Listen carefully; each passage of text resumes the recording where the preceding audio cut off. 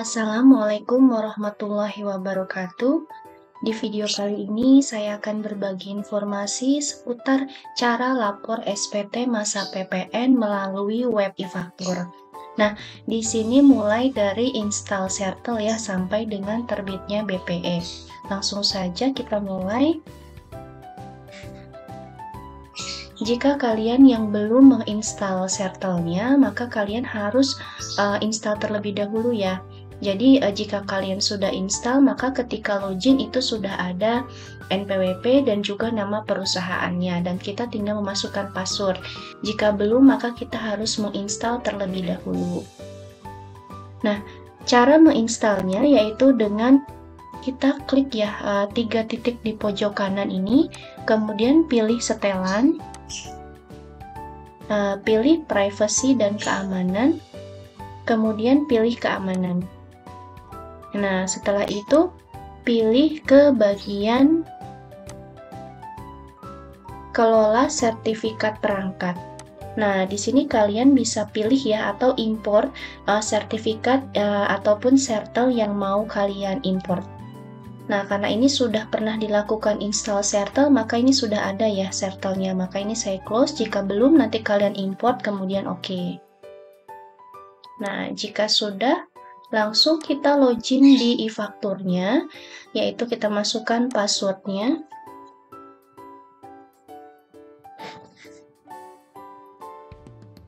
Di menu web e-faktur pajak ini akan terdiri dari beberapa tab, yaitu ada home, kemudian profil PKP, administrasi SPT.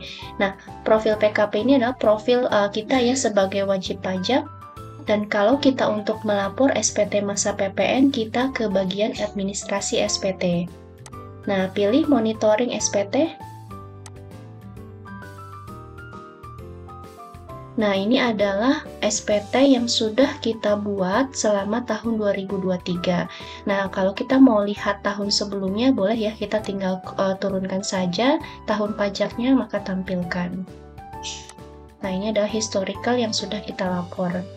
Nah, ini yang 2023, karena sekarang di bulan Juni, maka kita belum lapor ya masa Mei, karena paling lambat itu di akhir bulan berikutnya. Nah, langsung saja kita buatnya SPT masa bulan Mei ya. Kita posting SPT, pilih masa pajaknya Mei, submit. Nah, proses posting sudah masuk ke dalam antrian, silahkan tunggu beberapa saat, oke? Nah, jika sudah, ini dipastikan kalian sudah selesai menginput PPN in, PPN out yang ada di e-tax invoice-nya ya. Nah, jika sudah, ini kita buka. Nah, di sini kalian bisa lihat formulirnya. Ini ada ekspor, A1, A2 adalah pajak keluaran atas penyerahan dalam negeri, artinya adalah penjualan kita ataupun dari omset kita, kemudian PM dari impor, B1, B2-nya PM atas perolehan dalam negeri, dan juga PM yang tidak dapat dikreditkan. Ini kalian jika mau lihat boleh ditampilkan ya satu-satu atau bisa di-download juga. Nah, jika sudah yakin ya, langsung saja ke lampiran AB. Nah, lampiran AB ini adalah rekap dari detail ya, dari sebelumnya ini, dari sheet sebelumnya. Ini adalah rekapitulasi penyerahannya, rekapitulasi perolehannya, dan juga PM yang tidak bisa dikreditkan. Nah, penyerahan ini adalah dari penjualan kita ataupun dari omset kita. Nah, kita boleh lihat ya, kita klik saja. Nah, ini detailnya berupa ekspor, ada penyerahan dalam negeri. Ini yang faktur pajaknya tidak digunggung, yang digunggung kemudian penyerahan dalam negeri yang lainnya.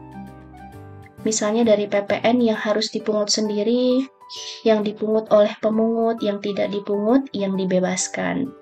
Nah, ini adalah yang penyerahannya ya. Nah, jika sudah yakin dengan angkanya, lanjut saja ke rekapitulasi perolehan. Nah, di sini adalah pajak masukan ya. Pajak masukan baik dari impor, kemudian dari perolehan BKP atau JKP dari dalam negeri, dari impor yang tidak bisa dikreditkan, dan ini adalah totalnya. Dan ini adalah perhitungan PM yang tidak dapat dikreditkan. Nah, ini adalah seperti summary ya.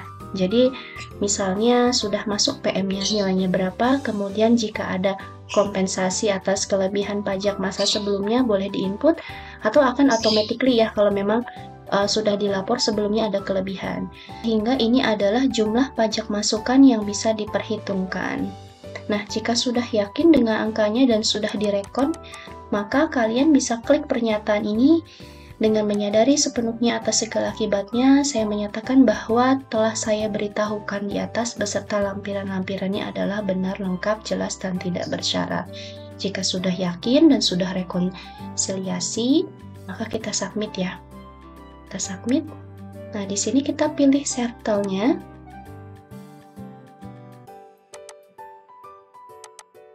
Masukkan base frasenya.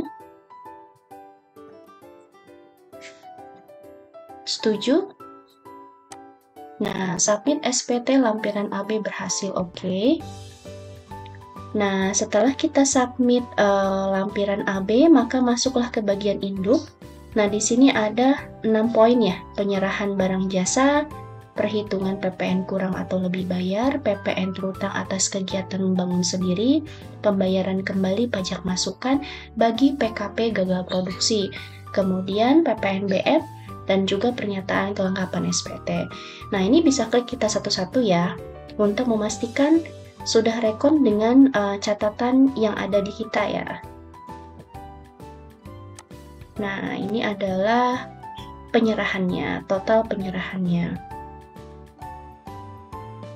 Kemudian, setelah tadi kita hitung PM-nya dan juga ada total penyerahannya, maka kita bisa lihat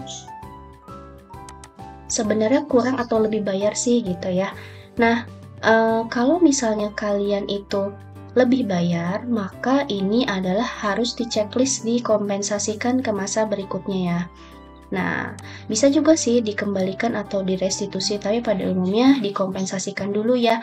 Apalagi kalau kalian adalah PKP selain PKP pasal 9 ayat 4B. Jadi, apabila ada restitusi itu dikembalikan secara tahunan. Artinya, jika kalian ada kelebihan pembayaran, kalian bisa melakukan pengembalian pendahuluan atau restitusi di masa Desembernya.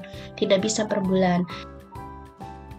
Nah, jika PKP pasal 9 ayat 4B PPN ini, berarti kalian boleh merestitusi atau pengembalian pendahuluannya itu dilakukan tiap bulan. Nah, kalau tiap bulan kan kayaknya agak repot ya, maka banyak yang lebih memilih PKP selain pasal 9 ayat 4B. Nah, ini checklist bukan SPT pembetulan. Nah, ini kebetulan lebih bayar ya. Nah, jika kalian misalnya kurang bayar, maka kalian harus mengisi di bagian G. PPN kurang bayar dilunasi tanggal berapa, dan di sini kalian input NTPN-nya.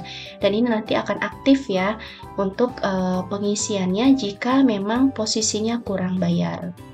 Nah, untuk membangun sendiri tidak ada, kita lewatkan saja, gagal produksi juga tidak, lewatkan saja, PPN juga tidak ada, maka kita lewatkan saja.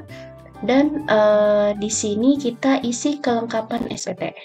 Nah, di sini jika kalian kurang bayar, maka kalian harus klik ya SSP PPN-nya berapa lembar.